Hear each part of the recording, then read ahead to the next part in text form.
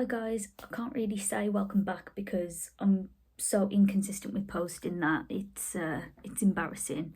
But I have decided to just randomly film incoherent, rambly book reviews as and when I finish books because I'm just so bad at trying to keep up to date with bookstagram and posting things on there, trying to get my thoughts in coherent sentences and trying to get them to make sense in a post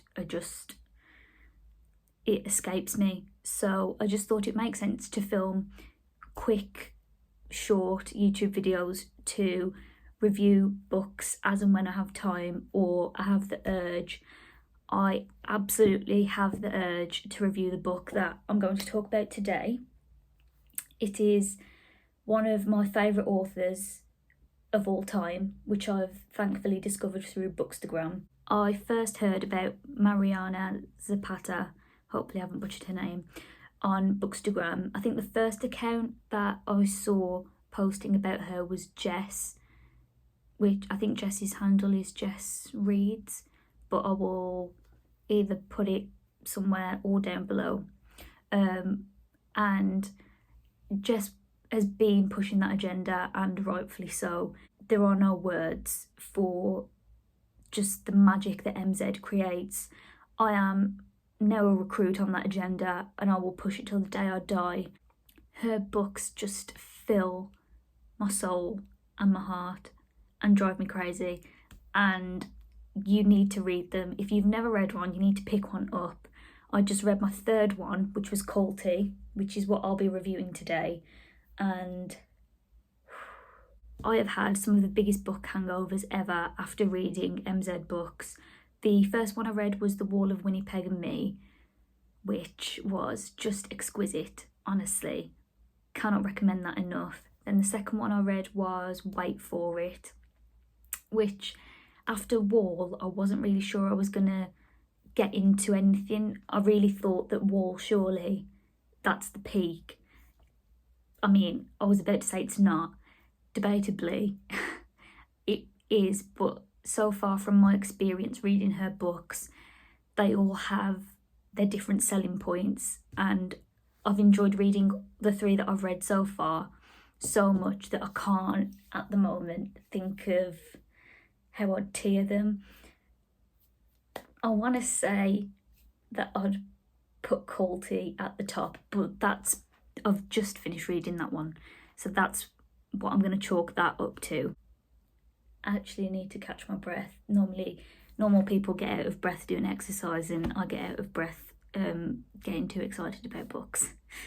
So I thought it'd be a good idea for me to read the description of the book for anyone that hasn't heard of it, doesn't know what it's about. That will give you a very short idea, and then I'll quickly tell you my thoughts, and hopefully I'll convince someone to pick this book up and give it a read, because I just need to talk about this with more people.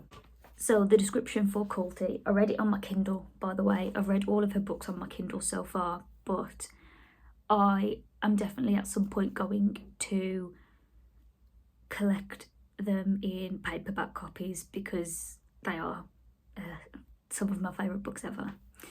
But for now, I'll be on the Kindle. So, trust me, I've wanted to punch you in the face a time or five. When the man you worshipped as a kid becomes your coach, it's supposed to be the greatest thing in the world. Keywords, supposed to. It didn't take a week for 27-year-old Sal Casillas to wonder what she'd seen in the international soccer icon, why she'd ever had his posters on her wall, or ever envisioned marrying him and having super playing soccer babies. Sal had so long ago gotten over the worst non-breakup in the history of imaginary relationships with a man that hadn't known she'd existed. So she isn't prepared for this version of Raina Kulti, who shows up to her team session, a quiet, reclusive shadow of the explosive, passionate man he'd once been. Nothing could have prepared her for the man she got to know, or the murderous urges he brought out in her life. This was going to be the longest season of her life. So, first of all, it's a sports-based romance about football, soccer if you're American, and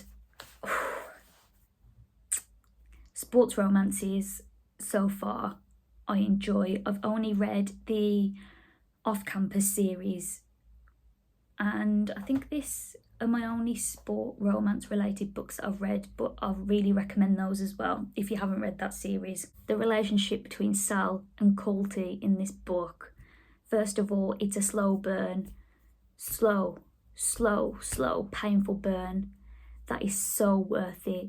You're begging to get burnt, but you won't become impatient. The tension builds up so much.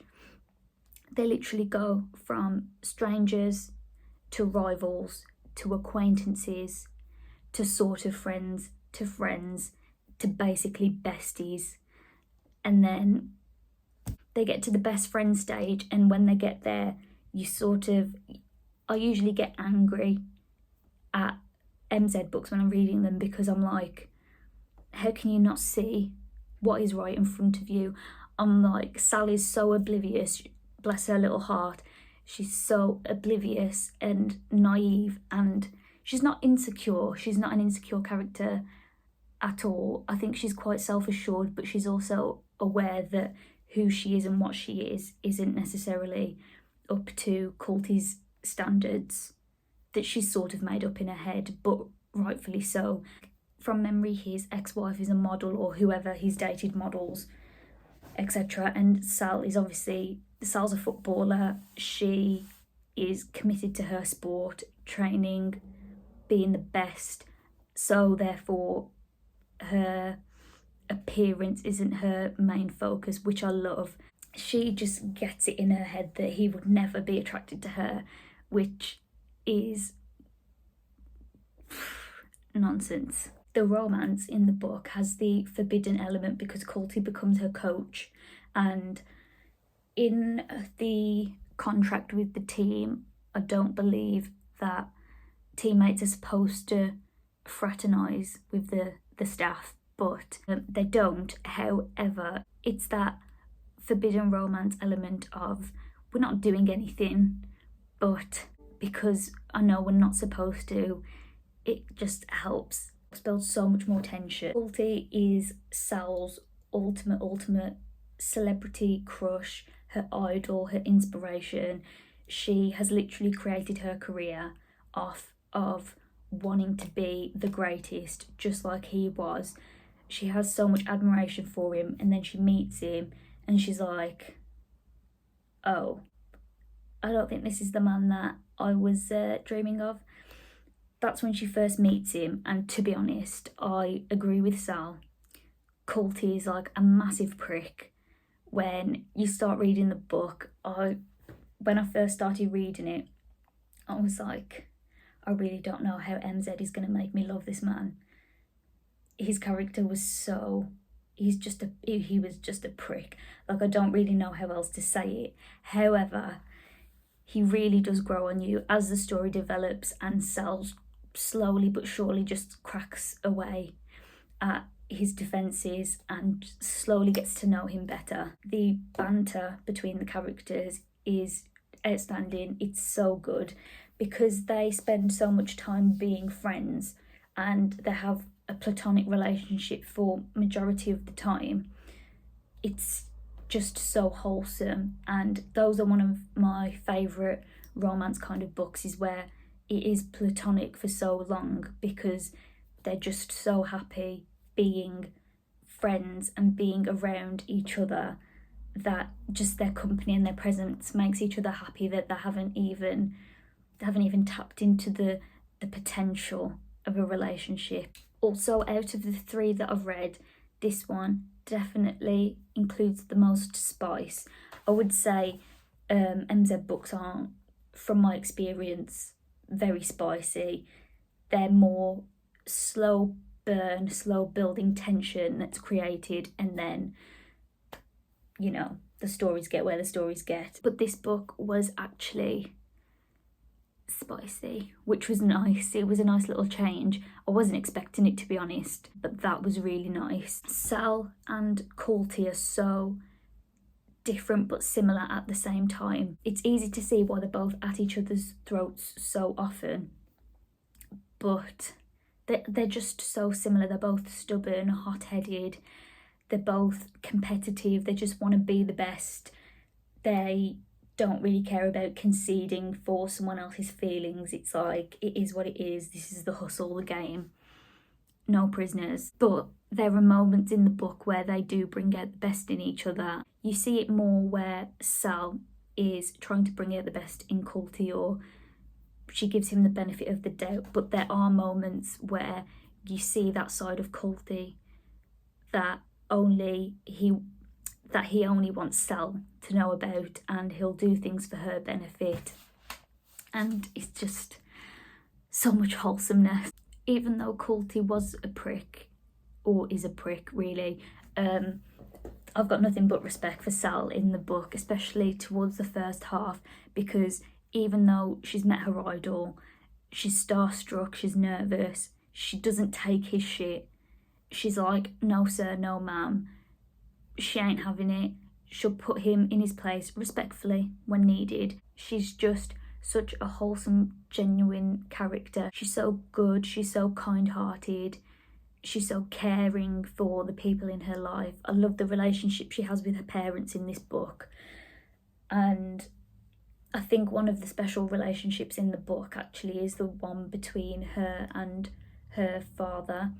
That's really nice to read. That's one of my favourite things about MZ's books, is that it's not just about the romance element. It explores other types of relationships and different types of love. Everything just felt so natural.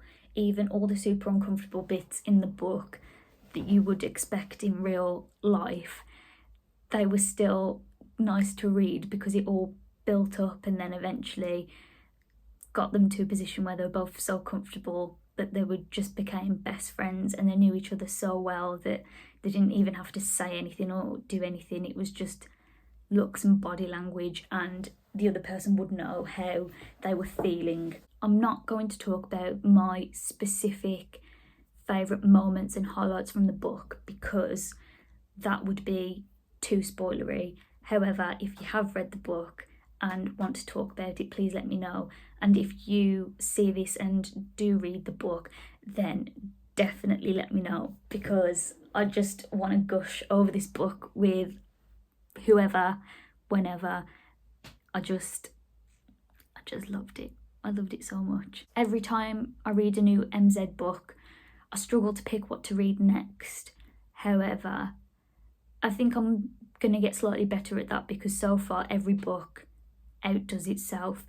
I don't have really high expectations because I always feel like this can't possibly be as good as or better than the last book I read, and every time I've just enjoyed it so much. I would probably say, I think after Wall and Wait For It, I was in really big reading slumps. I had a huge book hangover after both of them, but luckily this time I haven't had that much of a book hangover, but that's only because I'm really enjoying another series I'm reading, which is also romance.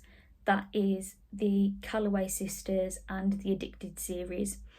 Oh, that is just different story for a different day, but that is also chef's kiss. So luckily I'm not in the MZ book hangover club at the moment. I'm also reading a physical book. I'm reading my first Coho book, which I think I'm 40% through, and I was a little scared to finally pick that up because of the hype and how well loved it is.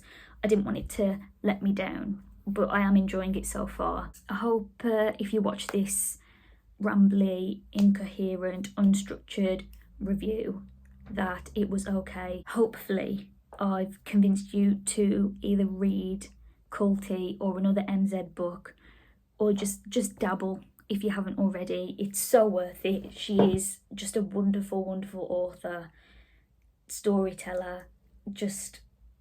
I love it. I am not going to promise to upload anything regularly because we all know how that goes. Annoyingly, I did actually film 3 other videos after the first one I posted this year, but I got to the editing stage and then just chickened out and scrapped them all. So if this actually makes it up, then well done to me. I think I'm feeling filming slightly more casual videos, because when I try and structure them too much or plan them or like try and look nice and get ready, I just get worked up and stressed out, and then I'm like, oh my god, am I really going to do this? And I don't want to feel like that, and I don't want the regret of not doing it. So we're going rambly, we're going unorganised, and we're going to see how it goes. But that was my sort of review of Kulti, and I hope you enjoyed watching.